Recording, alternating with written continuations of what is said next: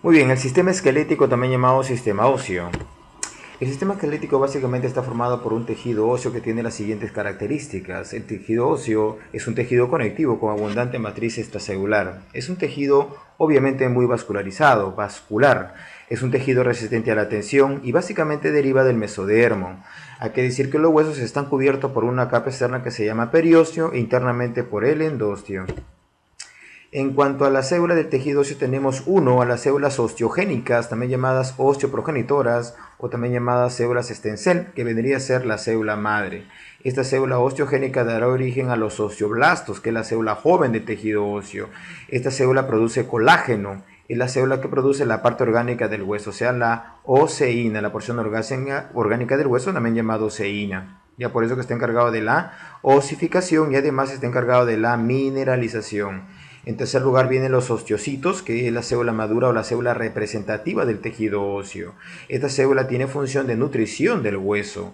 Tiene una forma estrellada, vemos allí, y se localiza en una cavidad que se llama osteoplasto u osteocele o también llamado laguna ósea. Ya cuando se comunica con otro osteocito lo hace a través de unos canalículos llamados canalículos calcóforos. En cuarto lugar tenemos los osteoclastos, que es una célula que no deriva del tejido óseo, sino deriva de la sangre.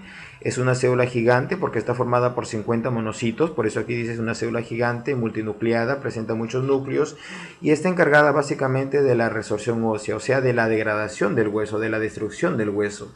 Este osteoclasto se ubica básicamente en una cavidad llamada laguna de Hoshi. En cuanto a la matriz ósea, vamos a ver que la parte orgánica representa un 30% y está formado por colágeno tipo 1 y glucoproteínas, y la porción inorgánica, 70%, formada por unos cristales llamados cristales de hidroxiapatita cálcica, calcio 10, HO2, PO4, 6. Vemos ahí la célula del tejido óseo, los osteoblastos, que ya hemos dicho, produce la parte orgánica del hueso, o sea, la oseína, produce el colágeno, ahí está, y es la célula joven. El osteocito, que es la célula representativa del tejido óseo y está encargado de la nutrición del hueso, se ubica básicamente en una cavidad que se llama osteoplasto u osteocele o laguna ósea. Y como ya hemos dicho, se comunica con otro osteocito a través de unos canales que se llaman canalículos calcóforos. Y en tercer lugar tenemos una célula gigante que no deriva del tejido óseo sino de la sangre, formada por 50 monocitos, que se llama osteoclasto. Este osteoclasto es el encargado de la resorción ósea, o sea, de la degradación, de la destrucción del hueso. Ya también lo llaman macrófago óseo. Ya se encuentra en una laguna que se llama laguna de Hoshi, ahí mencionado. En cuanto a la patología, vamos a decir que el déficit de la vitamina D en los niños causaría raquitismo, que es una deformación ósea. Y la deficiencia de vitamina D en los adultos causaría la osteomalacia, que también se llama reblandecimiento óseo.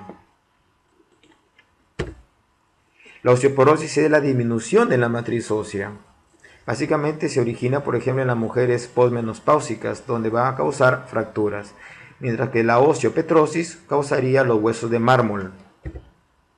La condroplasia es un tipo de enanismo, porque va a haber una alteración de la osificación endocondral, y la osteogénesis imperfecta dará lugar a los niños de cristal.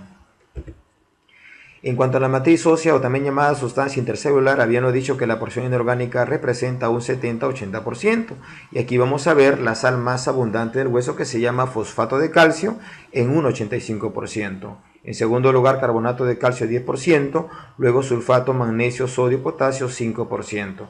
Mientras que la parte orgánica del hueso, también llamado oseína, que lo producen los osteoblastos, representan el 20-30%. Y va a estar formado principalmente por la proteína más abundante del hueso, que se llama colágeno, en un 95%. También presenta proteoglucanos y glucoproteínas en un 5%. Las membranas que recubren al hueso son dos, el periósteo y el endostio. El periósteo recubre externamente al hueso. Vemos ahí que está unido básicamente al hueso a través de una fibra que se llama fibra de Charpey, pero no pertenece al periósteo. Este periósteo está formado por un tejido conectivo denso y regular. Bueno, básicamente está inervado, hay inervación, por eso hay sensibilidad. Además, permite el crecimiento en grosor del hueso. ¿Ya? El periósteo permite el crecimiento en grosor o en diámetro al hueso. Está encargado básicamente de la reparación en fracturas y permite la inserción de ligamentos. En cambio, el endostio básicamente va a envolver estructuras internas. Está formado por tejido conectivo laxo y recubre, por ejemplo, aquí el canal medular. También recubre espacios trabeculares, recubre conducto de Haber, que es único central de la ostiona, y permite básicamente la nutrición del hueso. Tipo de tejido óseo. Hay dos tipos, como ya lo hemos mencionado: el tejido óseo compacto en un 80% y tejido óseo esponjoso en un 20%. El tejido óseo compacto 80% denso y el tejido óseo esponjoso 20% trabecular. La unidad anatomofuncional del tejido óseo compacto se llama sistema de Haber, o también llamada ostiona u ostión, que son estas estructuras formadas por laminillas óseas de 4 a 20. La parte central se llama conducto de Haber.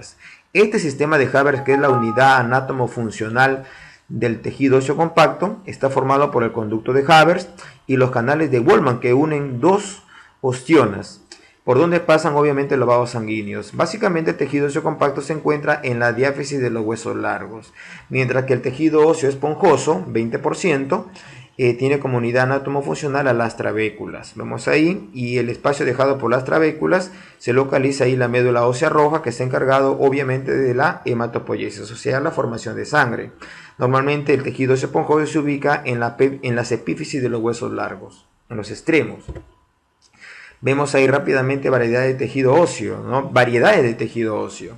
Bueno, en este caso he dibujado acá un hueso largo que presenta una epífisis superior y una epífisis inferior. Vemos ahí incluso que la parte central se llama diáfisis. Vemos además que la membrana externa que envuelve los huesos se llama periósteo, que permite el crecimiento en grosor del hueso. Y entre las epífisis y la diáfisis encontramos la metáfisis, o también llamado cartílago de conjunción, que permite que el crecimiento en longitud del hueso. Esta metáfisis va a estar estimulada por una hormona que se llama somatotropina, que una disminución causaría obviamente la condroplasia, que es un tipo de enanismo. Además, vemos ahí que se encuentran dos tipos de tejido: el tejido óseo esponjoso, también llamado poroso, que tiene como unidad anatomofuncional a las trabéculas, y allí se ubica la médula ósea roja, que está encargado de la hematopoiesis, o sea, la formación de los elementos formes de la sangre, o sea, de la sangre. Mientras que en la diáfisis encontramos el tejido óseo compacto. La unidad anatomofuncional habíamos dicho que se llama sistema de Haber, ¿no? Donde ahí se aloja, mira, ven, la médula ósea amarilla, que está almacenando grasa, obviamente para almacenamiento de energía. Ahora, con respecto al metabolismo del calcio, intervienen dos hormonas, la paratormona y la calcitonina. La paratormona, producida por la paratiroides, es la hormona que saca el calcio del hueso de la sangre, por eso es hipercalcemiante, va a incrementar los niveles de calcio en la sangre. Es una hormona que activa los osteoclastos, pero inhibe los osteoblastos. En cambio, la calcitonina realiza su función contraria, es decir, va a colocar el calcio nuevamente al hueso. Por lo tanto, dice que lo produce la tiroides, es una hormona hipocalcemiante porque reduce los niveles de calcio en la sangre, nuevamente lo deposita al hueso. Esta hormona calcitonina va a inhibir a los osteoclastos, pero activa los osteoblastos. En cuanto a la osificación primaria, o sea, la formación del hueso, ocurre básicamente a partir de la sexta a la séptima semana. Tenemos dos tipos de osificación: la osificación endocondral o indirecta y la osificación intramembranosa o directa. La endocondral o indirecta básicamente va a estar relacionada con la formación a partir de un molde de cartílago hialino, por eso acá dice cartílago hialino, ¿ya? Por ejemplo, ¿quiénes se forman así? Los huesos largos y los huesos cortos. Recuerda que el primer centro de osificación es la diáfisis, o sea, la parte central de un hueso largo. Y la otro tipo de osificación es la intramembranosa o directa, que se forman entre membranas fibrosas. Por ejemplo, huesos planos del cráneo, tenemos el frontal, los parietales, el occipital, también la mandíbula y también las clavículas. El primer hueso en osificarse, recuerda, es la clavícula, que tiene forma de una S itálica. Y el último hueso en osificarse es el esternón, obviamente a nivel de la apófisis sifoides del hueso esternón, o sea aquí, a partir de los 40 años, el apófisis sifoides del hueso esternón a partir de los 40 años. En cuanto a las funciones del sistema óseo, o sea, las funciones del esqueleto, vamos a decir que el sistema óseo es un conjunto estructural integrado por huesos y cartílagos. Las funciones del esqueleto obviamente sería movimiento pasivo, porque va a originar movimiento pero sin gasto de energía. El esqueleto óseo da protección a los órganos vitales, por ejemplo el tórax protege a los pulmones, al corazón, incluso la aorta y la tráquea. Sostén: porque los huesos sostienen a los músculos a través de los tendones. También sirven de homeostasis mineral porque los huesos sirven de depósito de minerales, de calcio, de fósforo. También los huesos obviamente tienen una función indirecta de hematopoiesis porque a nivel de su médula ósea roja, a nivel de la médula ósea roja que se encuentra en las epífisis de los huesos largos, se encuentra en la médula ósea roja realizando la hematopoiesis, o sea, la formación de sangre. Y otra función del hueso es almacenamiento de energía porque presenta su médula ósea amarilla en el tejido óseo compacto. En cuanto a los tipos de huesos, tenemos los huesos largos que presentan las epífisis y las diáfisis en medio, ¿verdad? Los huesos largos sería, por ejemplo, el hueso más largo del cuerpo llamado fémur. Los huesos de la pierna, tenemos la tibia, el peroné, el húmero, que es un hueso del brazo, el radio y el cúbito, que son huesos del antebrazo, son huesos largos. Y además tenemos las falanges. También tenemos huesos supernumerarios, tenemos huesos planos que presenta diploe, o sea, dos capas de tejido óseo compacto y en medio una capa de tejido óseo esponjoso. Por eso lo llaman diploe. Por ejemplo, tenemos los huesos del cráneo, el frontal, los parietales, el occipital, el esternón, son huesos planos, ¿ya? Otros huesos tenemos huesos papiráceos, el etmoides, el vomer, hueso irregular. Tenemos las vértebras, que son huesos irregulares, arqueados las costillas, pero las costillas también se lo consideran huesos planos, ¿ya? Las costillas no son huesos largos, porque no tienen cabeza. Los huesos largos sí tienen cabeza, pero las costillas no tienen cabeza, por eso se lo consideran huesos planos o arqueados. Ya los neumáticos es porque tienen aire, los senos paranasales. Y en los huesos cortos tenemos los huesos del carpo, o sea de la muñeca, y los huesos del tarso, los huesos del pie. Huesos sesamoideos también existen, por ejemplo, que se encuentran entre tendones y ligamentos. Los huesos sesamoideos se encuentran entre tendones y ligamentos. El hueso sesamoideo más grande del cuerpo se llama rótula o patela, no te olvides. Y los huesos wormianos o suturales. Se llaman suturales porque se encuentran entre suturas. Esto es la parte posterior de un cráneo. Acá está la sutura parietal y acá está la sutura lamboidea. Entre la sutura parietal, que son entre los dos huesos parietales, y la sutura lamboidea, aquí tenemos, mírame, un hueso epactal de los incas, ¿ya? Entonces tenemos huesos wormianos o suturales, hueso epactal de los incas. Referencia de superficie, tenemos la cabeza, un hueso largo y el cuello anatómico, pero también un cuello quirúrgico. Apófisis, tubérculos, apófisis espinosa. Tenemos acá la tuberosidad del ilíaco coxal. El esqueleto humano básicamente está formado por 206 huesos. Se divide en el esqueleto axial, formado por 80 huesos, y el esqueleto apendicular, formado por 126 huesos. El esqueleto axial, 80 huesos, está dividido en por los huesos de la cabeza, que son 22, huesos de la columna vertebral, que son 26, los huesos del oído, que son 6, y los huesos de la caja torácica del tórax, 25 huesos, y el hioides, el único hueso flotante del cuerpo, que es 1, que está relacionado con la articulación de la lengua, ¿no? Y el esqueleto apendicular, formado por 126 huesos.